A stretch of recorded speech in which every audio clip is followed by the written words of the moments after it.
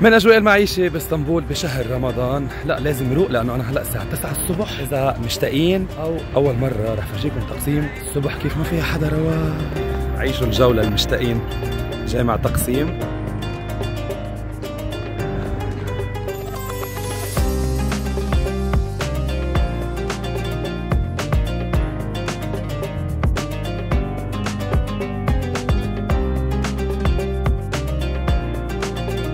في هونيك الاستقلال الفاضي، شارع الاستقلال. يلا